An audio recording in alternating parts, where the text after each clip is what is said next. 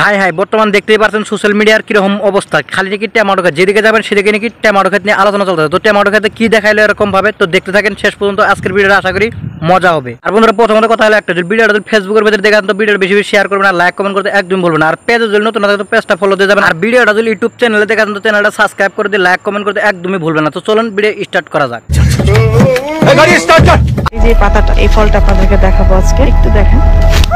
হ্যাঁ, বর্তমানে এই মেয়েটাই তার টমেটো বাগান দেখে বর্তমান সোশ্যাল মিডিয়াতে কাঁপিয়ে দিচ্ছে। 4 লক্ষ লক্ষ টাকা কামিয়ে নিচ্ছে, 4 লক্ষ লক্ষ ফলোয়ার কামিয়ে নিচ্ছে। এই ভিডিওটা দেখার জন্য 40 লক্ষ মানুষ এসে পড়েছেন। বড় বড় টমেটো হয়েছে, এই যে দেখেন। এগুলো কি বলেন তো, এগুলো হচ্ছে টমেটো বাগান। গোল গোল টমেটো ধরছে, দেখবেন।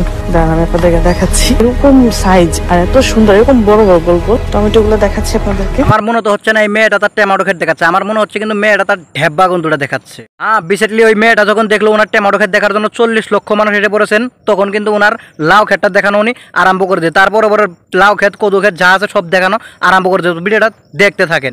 সেদিন ছিল টমেটো বাগান, আজকে হবে পেঁপে বাগান। পেঁপে বাগানের পেঁপে গুলো এখনো পাকেনি। শুনতেই পারছেন পেঁপে বাগানে পেঁপে নাকি পাকে না, যখন পাকবে তখন কিন্তু আপনাদেরকে খাইয়ে দিব। কিন্তু ভিডিওটা একদমই স্কিপ করবেন না, নাহলে কিন্তু খাইতে পারবেন না।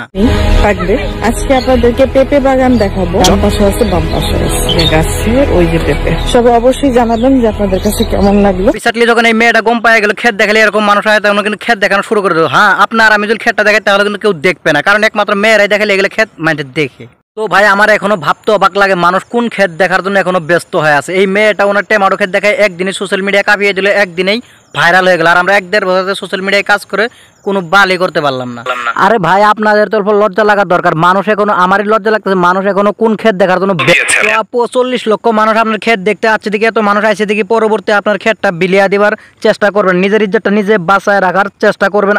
তারপরেও কথা হলো সেই ক্ষেতটা দেখতে কিন্তু আপনারা কেউ জান না, হয়তো আমরা কেউ সেই ক্ষেতটা দেখার জন্য আসিনি। আর মহিলাটাও কিন্তু তার ক্ষেতটা দেখা যায় না, কারণ মহিলাটাও কি দেখাতে পারছেন এটা হয়তো আপনারা বুঝে গেছেন আর অন্য মানুষেরাও বুঝে গেছে, ওইটাই কিন্তু দেখতে গেছে।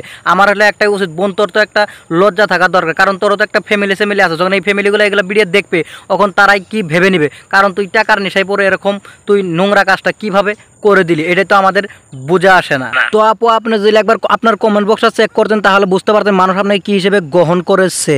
আপু আমরা জানার মতো জানি মেয়েদের নাকি দেহটা নাকি মেয়েদের সবচেয়ে বড় সম্বল, এটা নাকি সবচেয়ে দামি বস্তু। তো কিছু ভিউর নেশায় আর কিছু টাকার নেশায় যে এগুলা করতেছেন, এটা কি ঠিক করতেছেন? একবার এটা ঠান্ডা মাথায় ভেবে দেখেন, পরে আপনার আবার লাউ ক্ষেত টমেটো ক্ষেত দেখায়। তো আপু একটু তো লজ্জা থাকার দরকার, কারণ হলো আপনার ভিডিও দেখে আমাদের লজ্জা লাগছে, তো আপনার অল্প লজ্জা লাগার। তো উনি দেখাইতে চাইছিল কিন্তু ওনার টমেটো বাগান, কিন্তু ওনার টমেটো বাগান তো এই ভিডিওর মধ্যে নাই, পুরো ভিডিওটা জুড়েই উনি ছিলেন।